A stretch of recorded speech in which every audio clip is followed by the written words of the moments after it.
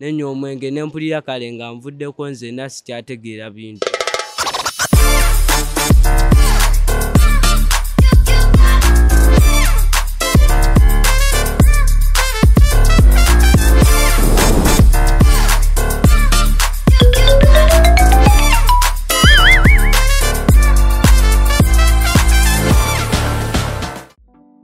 Hello everybody, my name is Adira Rachel and today we are at Seeta High A Campus for the Cool Teens Pod Talk. Today we have distinguished guests before us and I'm going to let them introduce themselves before we get to today's topic. Please. Hello everyone, my name is Sulaiman Katongole. I'm the Creative Director at Topowa with Mentoring Uganda and Executive Officer at Ula Media. Thank you so much. Please. Hello everyone, I'm Bazira Paul. I'm the Deputy Head Teacher at the A Campus and I'm privileged to be here. Thank you so much. We are so honored to also have you in this pod talk. So I'll start with you, sir. Today's topic is going to center around alcohol consumption. Now, you've put before us that you're the deputy head teacher of this distinguished school. However, recently in the news, we saw that Uganda is ranked one of the highest in regards to alcohol consumption. However, it's also important to note that majority of the population in Uganda are the youth.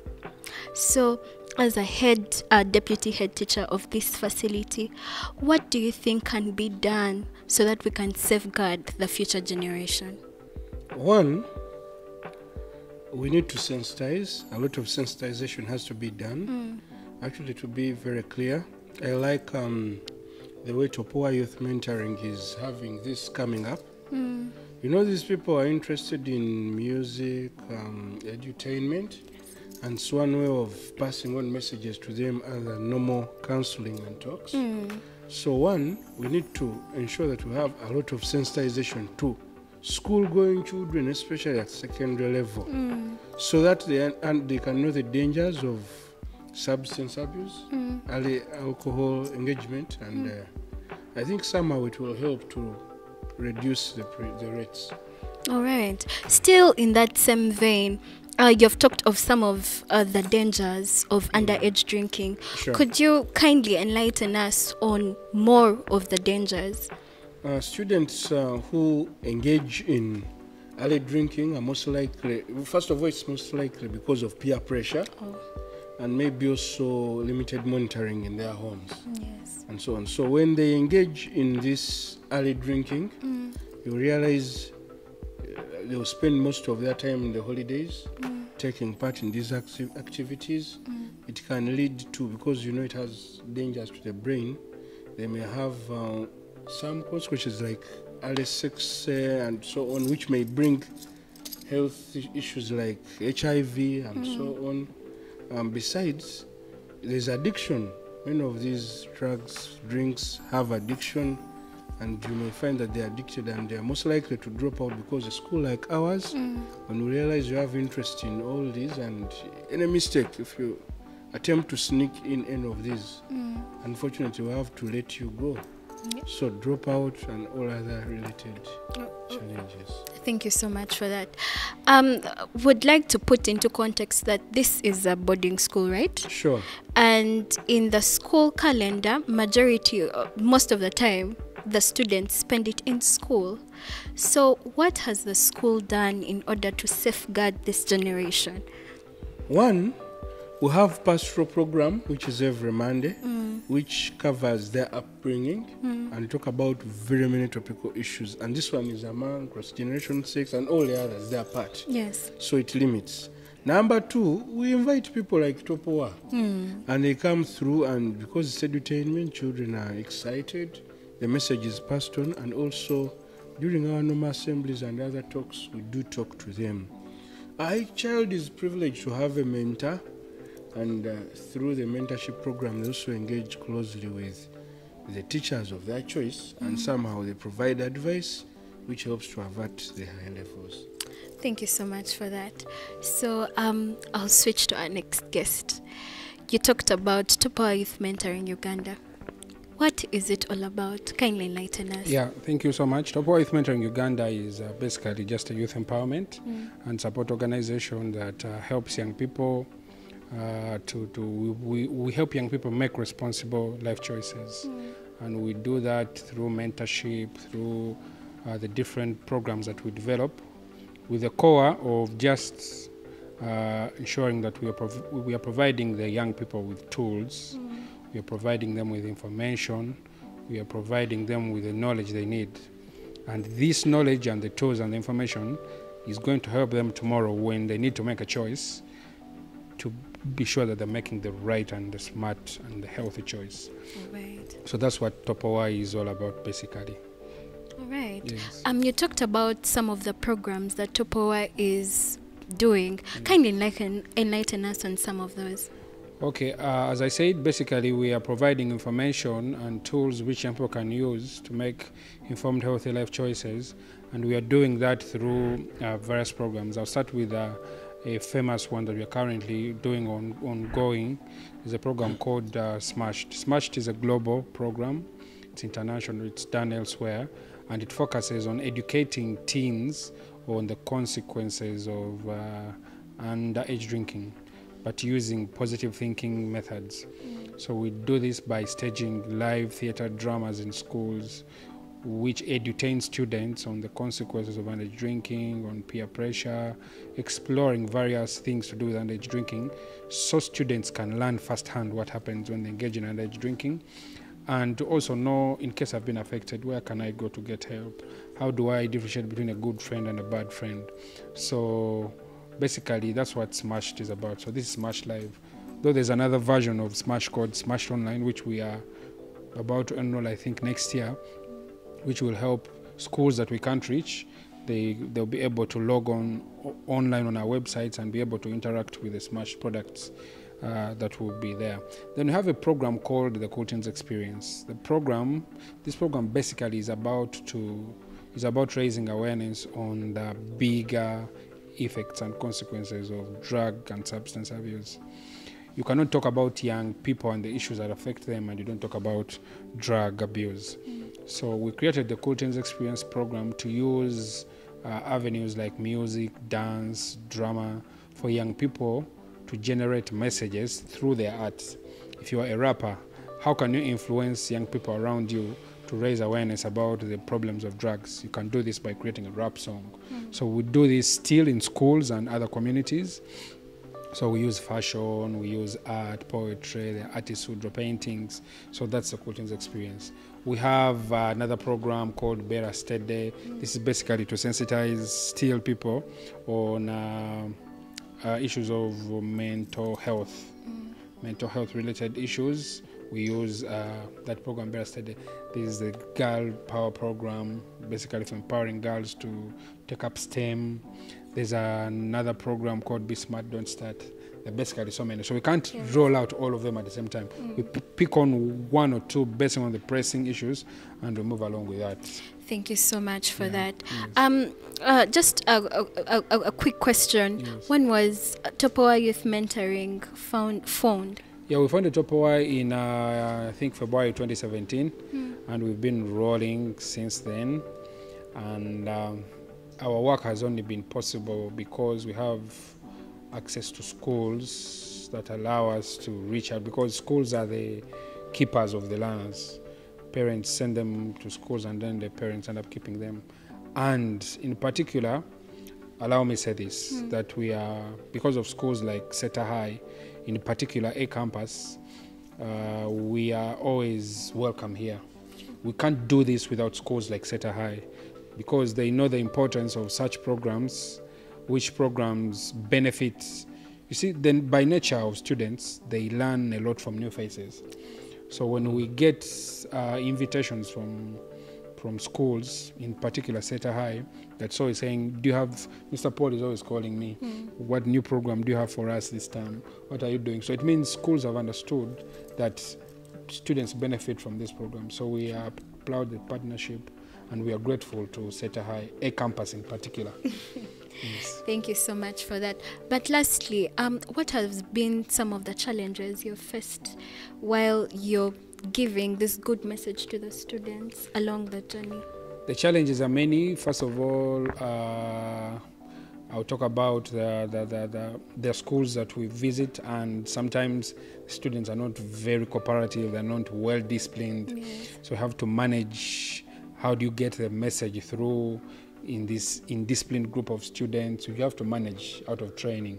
That has been a big challenge. Secondly, sometimes you have a challenge, there are places you go to and they're not reachable. I remember a time we went to Fort Portal, I think the place is called Bunyangabo or something, and the road was really bad. You had to navigate.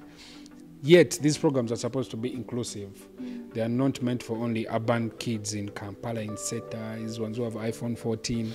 You're supposed to reach out to even those ones who don't have access even to a TV. So the roads are not very good. Sometimes you go and the weather is bad. Then also lack of access to funding. Our programs are limited because we lack access to funding. So there's so much you want to do, but the pocket is saying, relax, relax. This is what you can do.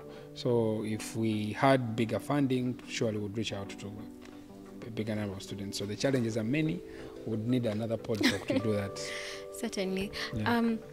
Back to you, sir. Sure. As an educator, what have been some of the challenges you faced, especially with the youth, with the students that are in this facility? It might not necessarily be in this facility, but what do you think are the challenges you're facing when you're impacting these lives? One, the students have challenges of peer pressure. Also, because they are not some of them are not well monitored in their homes.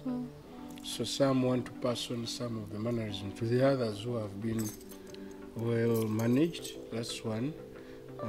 Besides peer pressure, of course, we have lots of coupling. That's normal. You just have to look for how to mitigate. Basically, when you come to schools like this, there are those who have appetite to have things their parents cannot provide. Yes. They cannot fit within their shoes. Yeah, so we want to see how best we mitigate some of those challenges. Maybe you were talking about lastly. I cannot fail to thank my brother Sulaiman. I always give him a call, even at short notice. At Sulaiman, I have my group. What do we do? Seeta High may be big, but we have also not funded Sula. So I don't know who is funding Sula, but he's bringing this message to us, and it's helping greatly. There are very many products that I've come up with, like he told you. I'm in touch with everything Topowa is doing. There's that series they played sometime. It's called Suvi, Suvi, The Shattered Dream. The Shattered Dream. It was long. It was educative. Unfortunately, I just saw one part. Maybe if they think about that and they also widen the scope to address other challenges the secondary school children may be facing, it could be very good, because these children are now in the digital age. When you bring these devices and all, they are up to date, they are excited, they are willing to listen, as opposed to normal talks where they'll get novels and read. So I encourage Sula to keep up with this good innovation and keep coming up with very good products, good things. We are excited and happy and thankful to Sula for all, and to Topowa Youth Mentoring for all they are doing for the young generation. I believe with all these efforts, that ranking will steadily go down. All right. So Mr. Sulai here was able to give us one of the objectives and the vision of the organization, which is enabling the students or learners make better, healthy life choices. So as an educator, the deputy head teacher of Seeta High School, what message do you give out there to other first educators in other schools so that they can be able to perhaps streamline and gather efforts with organizations like Topowa to help the students? One, many schools have limited funding, but if they can have funds and bring as many external people to deliver this message, it would be very good. That's the first advice. For me, I talk to these children every day. But you see, at a point, they tell you, we need a counselor. But you counsel them all the time. It means they need someone external. So if you keep administering the message as a school, the chances that your message is hitting a dead. And so external people who can use these other facilities, like the digital facilities, make it quite interesting for the learners, and they'll be able to. Secondly, they need to look at the nature of children they have in their schools and derive programs that can assist them. So for us, we looked at ours here, and we thought taking it more on a one-on-one opportunity through the mentorship program would have another output out of these learners, and slowly by slowly they would drop some of the bad traits that they are picking along the way. All right, thank you so much. So is it safe to say that you have felt a positive impact from organizations like Topowa Youth Mentoring Uganda? Whenever we have their program, it takes us some other good weeks when we are online. So it's very impactful. It's very impactful. In fact, usually when we want to have it as often, though we can't have them coming all the time, but it's very important. You know, when you come and you have this program, children are straightened. When they go home, some parents don't follow up. Students regress. So that's where we find the challenge. Maybe the message is to the parents to follow closely what the children are doing in the holiday. Some go visiting the houses of others have house parties. And what happens there, God knows. So they need to be in close contact with their children and explain what they need their children to become and make them their friends. That way we shall have a sane generation. Thank you so much. Sure. So back to you, Mr. Sula. What message do you have to educators out there, and in regards to the rising rates of alcohol consumption, especially in regards to the youth? Yeah, just like they say that motivation doesn't last. Just like bathing, it is recommended every day. So I appeal to all educators out there, teachers, schools, community leaders. We are living in a time where information is everywhere. But what information are the learners or are the students getting? It's important that you guide them to have access to accurate information, which they're going to use to make responsible life choices. So I appeal to them to do as much as they can to make sure they're guiding their students, to copy from schools like Seeta High, and make sure that they're doing their best to motivate and encourage their learners to stay in line and make responsible life choices. To the learners out there, to the teenagers, the future belongs to you. The choices you make today could affect you tomorrow. So the big question should be, before you make a choice to do something, are you doing the right thing? Is this choice going to take you in a positive or negative direction? Remember, the choice you make now, the repercussions may not come now, but it comes 5-10 years later.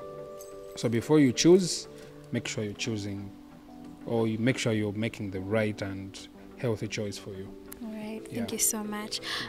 Your concluding remarks, sir. I want to thank Topowa Youth Mentoring and all other organizations there. I don't know many, but at least I know him and they're doing good work. Let's engage the students. Let's try to also design, I don't know if we can shoot short movies that can be stored. It could address Sula's issue of areas that are remote, and for us we can use some of these. We have movie nights regularly. Sometimes we can blend in some of those impactful movies, and then we see the students at least picking up and keeping disciplined and with minimal challenges. All right. Hopefully, Mr. Sula, you'll be able to put that into consideration. Yeah, actually, if you go to our YouTube channel, Topowa Youth Mentoring Uganda, We have uploaded all the episodes for Subi. I think they're about 7. The movie we shot in the lockdown, raising awareness on underage drinking. In case you haven't checked it out, go to YouTube, search for Topowa Youth Mentoring Uganda, go to the playlist, you'll be able to see Subi, The Shattered Dream. There are about 6 episodes. And also, towards the end of this year, we are rolling out a new program. We are going to start using film for advocacy. So we are launching a film, I think, towards the end of the year. It's going to be airing maybe on YouTube or other streaming platforms. Could be Netflix, you never know. Could be other streaming platforms. But we want to use that film to share messages on everything we are doing, because we've understood that young people are using these digital platforms to learn, and they're picking a lot from there. So if that's where they are, we want to find them there. All right. Maybe to conclude, I want to thank Topowa Youth Mentoring for using very youthful people like you, like the people in the cast. They inspire the students. So when the people hear a message from some people who are dressed nicely, they have nice gadgets, and they want to be like them, and they're passing on a message which is very crucial. I must say they're inspired to follow. So, Mr. Sula, Yes, sir. thank you for looking out for the best people to deliver the message. Otherwise, if you are using old people, you say utainacha atugamba. That's true. Alimba alimba. We are so humbled. Thank you so much for having us here, and hopefully we can be able to come back again. You are welcome. This is your other home. All right, that has been it from us at Seeta High A Campus. Have a beautiful day. Bye.